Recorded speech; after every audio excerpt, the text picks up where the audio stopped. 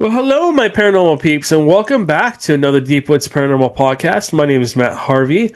I am the founder and lead investigator with Deep Woods Paranormal. I am also the host of the Deep Woods Paranormal podcast. And as you know, we're always trying to make the paranormal normal. So today we're going to take a deep dive into one of the most controversial and debated paranormal things out there, essentially, which is UFOs. And we're going to talk about the mainstream science and basically why they're just missing the truth that's right in front of us. So we're lucky enough to have author R.L. Poole with us. He wrote the new book Cosmic Blindspot: Why Neil deGrasse Tyson is Wrong About UFO Challenges and the Skepticism of one of the world's most famous scientists. Excuse me, bear with me, guys. I'm dealing with allergy issues.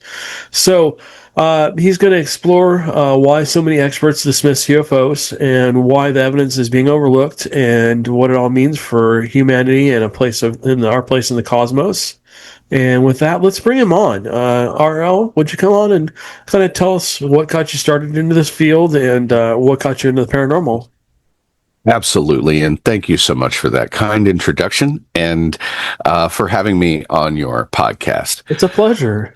Thank you. As you could tell probably by the title of the book, I am directly and I would say aggressively confronting the scientific community.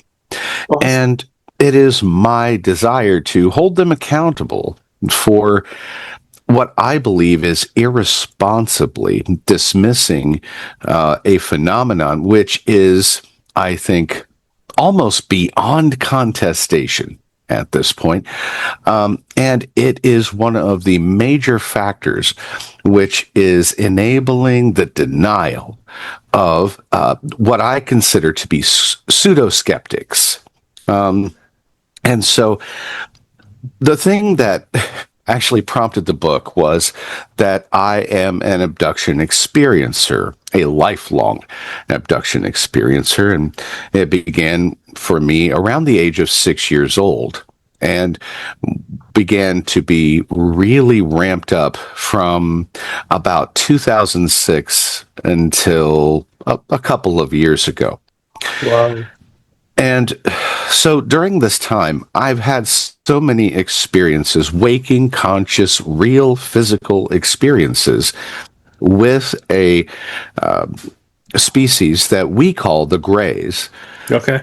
That I know that science is wrong.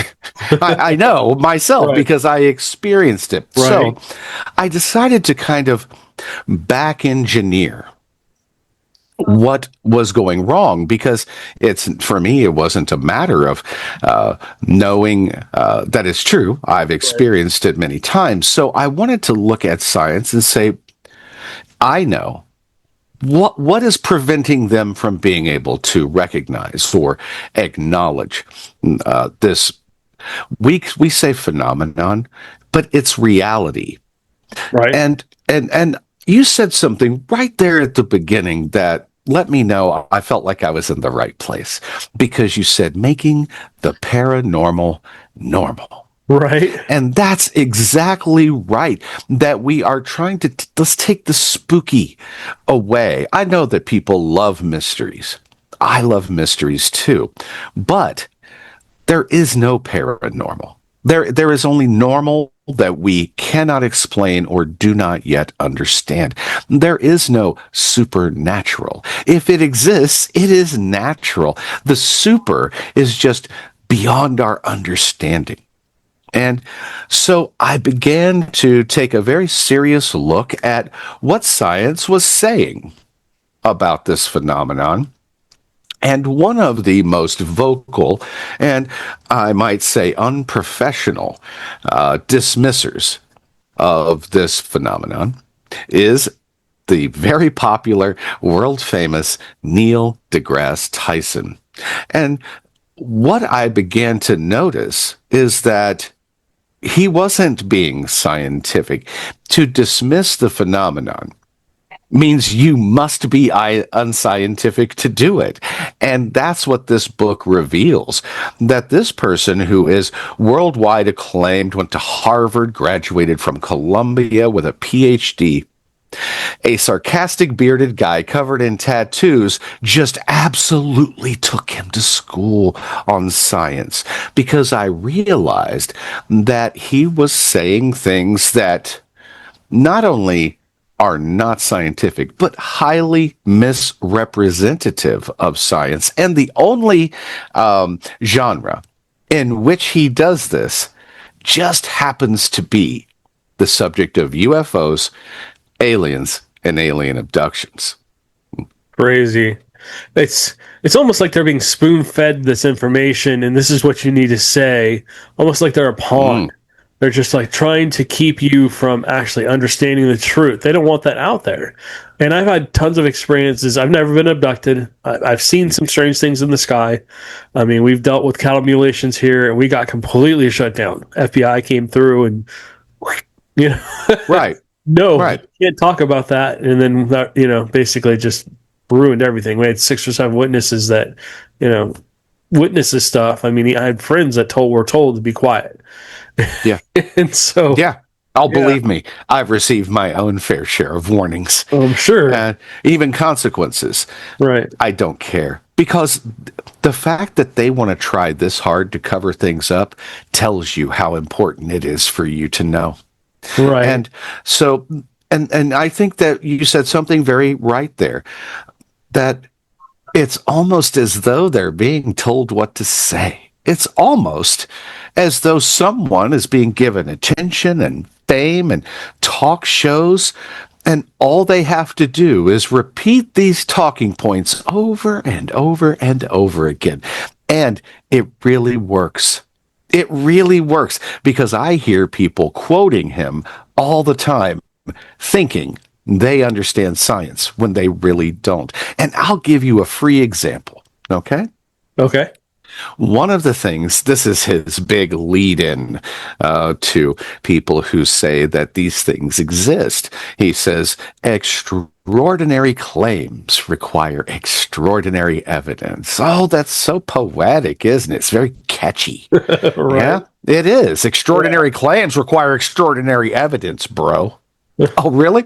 Because the last time I checked science, and I've been a scientific person, a civilian scientist, not in the academic community, but that isn't how science works.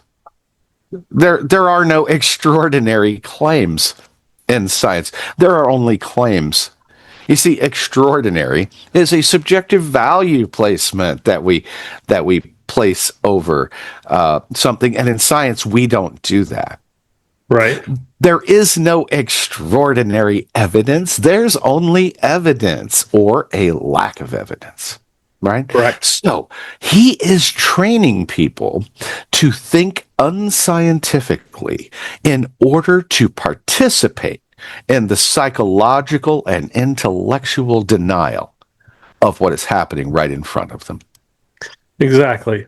And that goes with pretty much any paranormal field. They're basically just saying, oh, that doesn't exist, this doesn't exist, blah, blah, blah, blah, blah, because they don't want you to know it exists. Right. And they, I think, honestly, they don't want to believe it exists. I believe that this isn't a matter of intellect. This isn't a matter of education. This is a matter of psychological denial of something that we find scary. Right. Something that if we admit this exists, then we also are tacitly admitting that it is out of our control. Right. Right. Now, do you think the Greys want to be known? Do they want us to know that they exist? In my experiences with them, and based on my observation of their behaviors, I think that they don't care. They don't care if we know. What they care about is that we don't get in their way. Yeah. I think that they perform in ways and use techniques that indicate deception, that they wish to work around our radar. They wish to evade air combat. They wish to, for instance, I was abducted at nighttime when I'm asleep, when no one's around, that they perform in ways that use deception. But they don't seem to be trying to hide themselves. They just wish to work in ways in which no one can interfere. Right. Have you ever found any transplants in you? Any little pieces of metal or any shards or anything that you... So let me tell you a story about that. That's a great question. You're referring, I believe, to implants. Implants, yes. Yes. And so I actually know that I have one because I think I woke up in the middle of the procedure. Oh, jeez. And so I have been abducted. I wake up and I'm laying on a table, and all I can see is white light. The whole ceiling is white. The wall is white, like an LED screen. There's a glow, but it's not bright. There's no bulbs. It just seems to just be white everywhere. Yeah. And it appears also to be domed, and I don't know, but that was my impression at the time. And I'm laying there, and I look up, and I look down, and I see something down around that area, and I'm just laying there. And when you're taken, at least my experience is, when they have you laying on a table, it's not that you can't get up, but it's like really hard to move. It's like it's pulling you down to it. Yeah. And all I can do is just raise my head slightly, and I look over to the right, and I can see what looks like a silver medical tray on a stand. And I'm laying there, and I'm just like, okay. And then all of a sudden, one of these grays, he leans over me, and he goes, huh! And he looks over, and he startles at the fact that I'm awake. And I did not panic. I know that when we panic, bad things happen. So I wanted to let him know that I see you, and I just smiled. But nothing that could be interpreted as aggressive or angry or surprised. And he immediately reaches over and grabs something off of the tray, and it was like a metal rod that had like little striations around it and a little ball at the end, and he reached over and grabbed it and touched me in the head, on the head with it. And then I woke up in my bed. I just sat up like this. And whenever I've been abducted, I have what I call the abduction hangover. I feel hot, thirsty. I feel gross. I want to wash my hands and my face. I feel like I've been just touched everywhere. And so I'm going in there, and I'm doing that, going through my little ritual, drinking water out of my hand, and I feel I have something in my lip now. Yeah. Oh, geez. And then I looked in the mirror, and I saw, I have a red spot there exactly where I remember him touching me with that device. They have a way of like rendering you instantly unconscious. Wow. And then I had it in my lip for quite a while, and it was driving me crazy. And I was this close to cutting it out myself, because it was right in my lip, and I'm like constantly messing with it. I'd bite my lip while I'm eating food, just not in a very good place. A few weeks after I moved to Pennsylvania, I moved here because I thought it would be cool like Transylvania. It's not, but I'm staying at a friend's house, sleeping on the couch, and I wake up one morning, and it's gone. Oh, it's gone. Hey, nice, right? And then I go in and I go to wash my face, and now it's behind my ear. Oh, jeez. Yeah. So I think when I woke up on the table, they kind of panicked and said, okay, just get it done. Just put it right there in his lip. Don't waste any time. Just do it quickly and get it done. And then later, I think they revisited it upon abducting me again and said, who put this in his lip? All right, we need to move this to some place where it's not going to be interfered with, noticed, or could be easily extracted. Right. So what do you think that was? What do you think they put in you? I think that it is a tracking device. The way that we tag moose Right. or we tag deer, it's the same thing.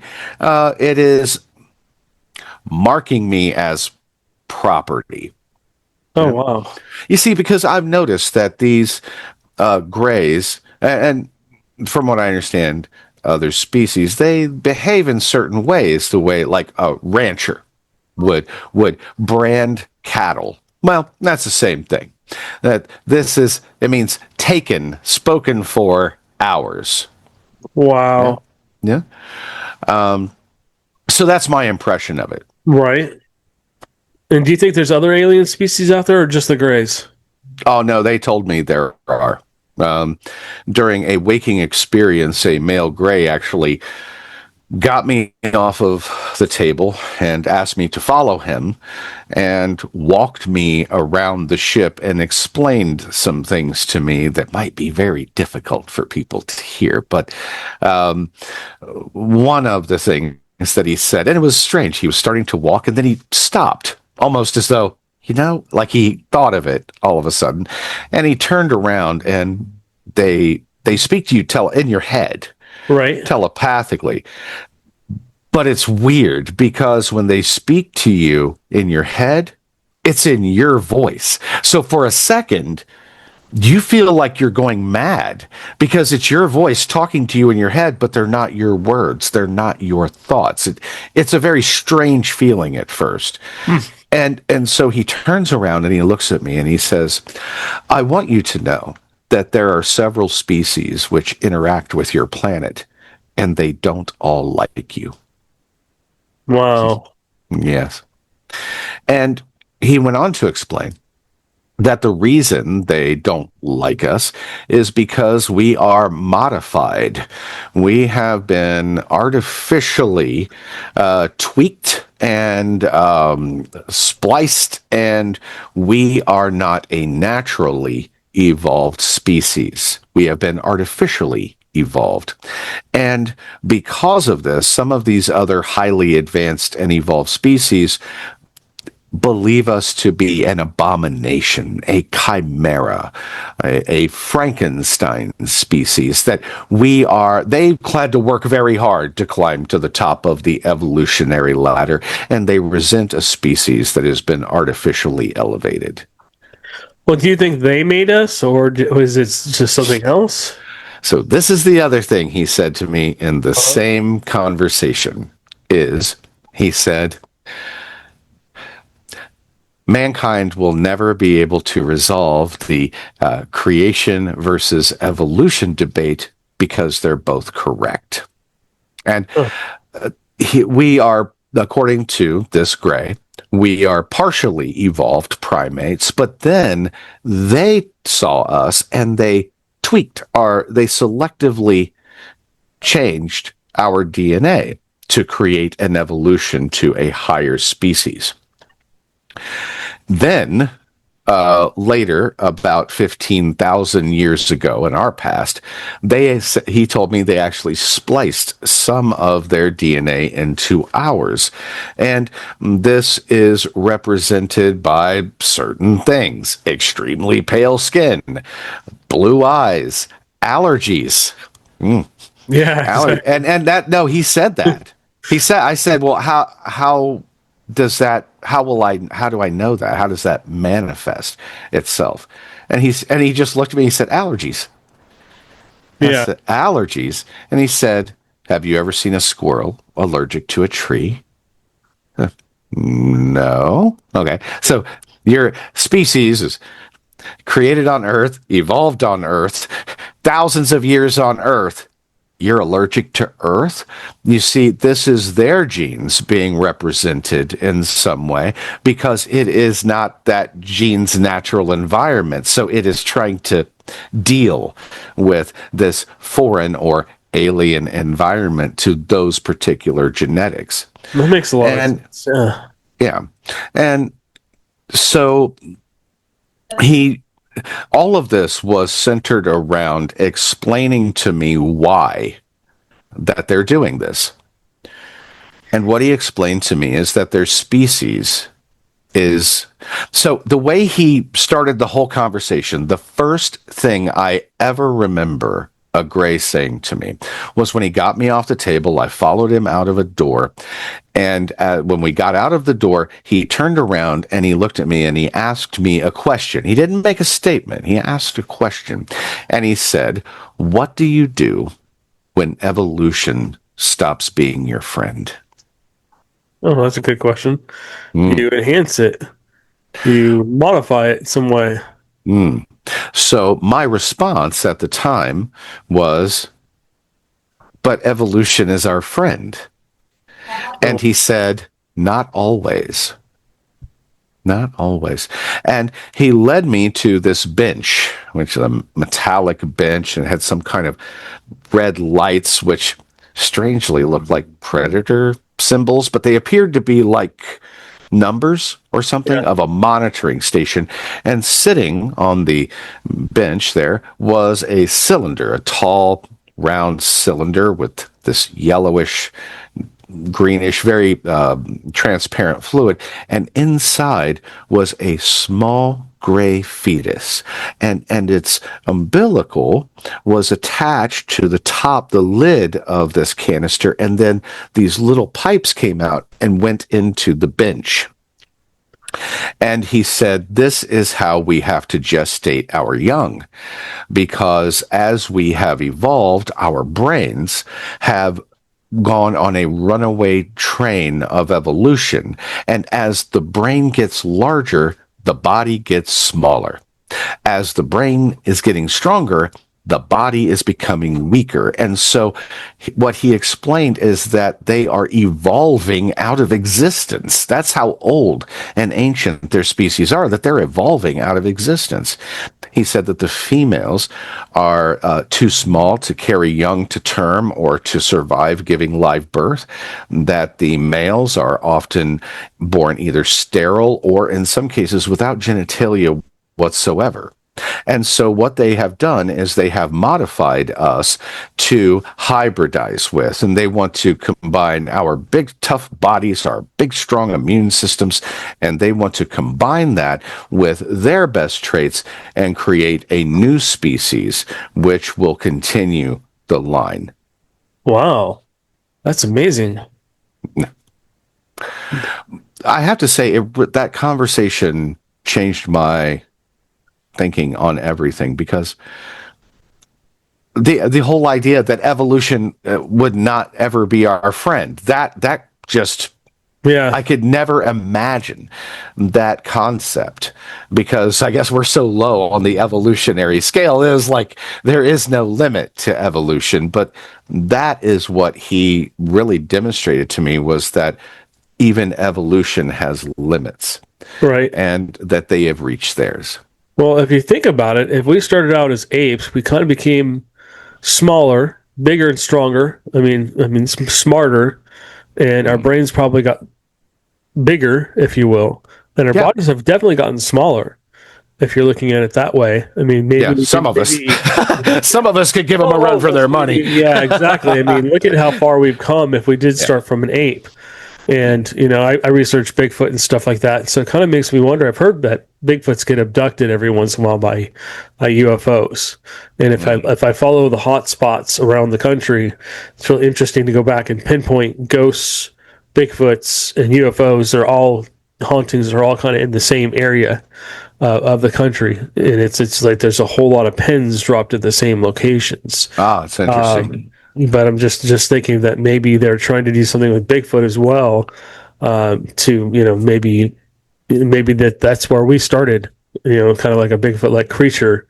We've evolved into what we are now from that. I mean, if we did evolve from apes or whatever, or they, maybe we were Neanderthals and maybe they abducted us and did alien DNA with us and stuff like that. It could explain why we're still seeing Bigfoot-like creatures or Neanderthal-like creatures out there in the woods. Maybe they didn't get us all, and maybe there's still like a subspecies of us out there, that is still living out there in the wilderness. Yeah, so what we might have been Right. What we kind of like the original evolutionary line. That's entirely possible. One of the theories I've heard about Bigfoot is, and I'm by no means an expert on that. I'm an expert on extraterrestrials. Right. But I heard a theory once that someone said, well, maybe they're not being abducted. Maybe they're being put down on Earth to play, to eat, to do things for a while, and then they're simply taken back and returned to wherever they are kept. I think that's an interesting idea. That's true. I've heard that something like that too as well. Maybe they were put here too, or maybe I've also heard that maybe they were the original species that was here. Yes, and that's what I mean. That maybe they are the original line. They kept the original recipe just in case that they ever need it. But they are definitely interested in genetics. I've noticed a pattern that abductions that are repeated abductions tend to be of people who are firstborn. Firstborn genetics seem to be very important to them. I'm the firstborn of two firstborns, that's cool. for instance. Yeah. And so my parent, my mom, my dad, both firstborn. I'm the firstborn. And they seem to be very interested in that for some reason. Now, I know from even just a human understanding of biology that firstborn genetics tend to be the best. Not always, but tend to be according to statistics. So we see that they are being genetically selective, that they are hard. And when we read or hear the accounts of these abductions, what do we hear? They are centered around the collection of DNA from eggs from females. They are talking about gestating of fetuses. They are talking about meeting hybrid children. This is all around genetics. And what I felt like he did was filled in a lot of those gaps of my understanding and provided a sense of clarity that I would not have arrived at, even close, if I hadn't been told directly. Yeah, and you're not the first one to actually tell me that, which is interesting. We have a podcast guest. Her name's Laura, and she's told us something very similar to that. That they kind of told her what was going on, and I don't know if she had a child. She showed him a child, but she was, yeah. I've heard that a lot too. So that actually happened to me as well. I met my child, and I did not realize it at first. But I had an experience. I was abducted, and I wasn't taken on board of a craft. I was actually taken back to my old apartment, which was empty. It was actually completely bare, completely empty, clean. And I come to myself and I'm wearing my pajamas still. And I'm at the sink washing my hands. And I have no idea why. But I'm very excited. See, they have this way, and it's hard to explain, but they have this way of keeping you kind of out of it. That you kind of know what's going on, but you kind of don't know what's going on. And it's a way, I think, of keeping you awake, but harmless. Yeah. Yeah. And so anyway, I'm washing my hands, and I'm very excited about something, and I don't know what I'm excited about. And I'm like, oh, I don't know how I'm going to dry my... Oh, the only thing in the entire place is a towel that has been laid out perfectly flat. And it's my towel. My favorite towel has a little cute fox on it that I like. And so I grab the towel and I dry my hands and I throw it over my shoulder, and I'm looking around as though I'm waiting for something, expecting something. It feels like Christmas. That's but awesome. I don't know why. And then the door opens all of a sudden, and in walks a little boy and a very, I would say, awkwardly disguised female gray. This is very late at night. It's dark. But she's wearing a bright blonde wig. She has bright red lipstick. She is wearing like this very pretty dress. And then over that, a beige raincoat. And then a hat. She looks like someone in disguise. It's like you looked up disguise and then just followed all of the instructions. And when they come in, I just flip. I see him and I just flip out. And I'm like, oh. Now, the problem. The problem is that my son, my actual human son, had died not too long before that. Oh, geez. I'm so sorry. No, it's thank you. But when I saw this little guy, he looked just like me. Oh, wow. So did my son. And when I saw him, because I was kind of still out of it from whatever they do to you, Right. I completely misunderstood the situation. And I thought it was my son, again, as a little boy, Dang. being brought back to me. Yeah. Yeah. And so I became very emotional. And I ran over to him and I grabbed him and I hugged him. And I said, "Oh my God, where have you been? I've been looking everywhere for you. Don't do that again. Okay?" Wow. This little boy looks up at me with these giant blue eyes. And he says, "Don't do what again?" Oh, wow. And I realized we don't know each other. You've never met me, and I've never met you. And I just hugged him and I said, it's okay. It's okay. Don't worry. I love you. And then I felt a tap on the back of my head and I woke up in my own bed. Wow. Still crying with the towel. Wow. Yeah. That's insane. So they will talk to you sometimes. And so I didn't know if they were listening, but I sent out a message and I said, "I'm really sorry. I misunderstood. And I hope that I didn't scare anyone because it was a misunderstanding." They were not aware of my recent loss. See, they can read your mind, but they don't keep track of your day-to-day. They don't care, honestly. Yeah. But I explained, I recently lost a child and I misinterpreted what this was due to the state that you had me in and that trauma. Those two things, I misread everything. And they actually said, "You did nothing wrong at all. No one is upset. No one was afraid. The problem was that I broke protocol." I guess there was a whole thing that was supposed to happen of them introducing him and there being some kind of protocol, and I wasn't supposed to touch him. That they have a big thing about no touch, no touchy. And I reached over and just grabbed him and hugged him, So I just broke every rule, violated everything, and they said it was actually okay. Yeah. That everything was fine. But they have these strange rules about things. And one of the rules seems to be that any hybrid child, they have to meet their parent, both of them. And so that's what this was about, was him meeting his human father. Well, that's cool. At least you got the opportunity to meet him. So we're running out of time, unfortunately. We only have like a couple minutes left. Do you want to tell us anything else about let me try again. Do you want to tell us anything else about your book before we go? Sure. And I want to say again, thank you so much for having me on. It's been a real fun time talking to you about really hard things. Yeah. And yeah, exactly. I've enjoyed the heck out of this conversation. So I'd love to come back sometime, maybe. Yeah, we'll definitely have to have you get back, for sure. Thank you.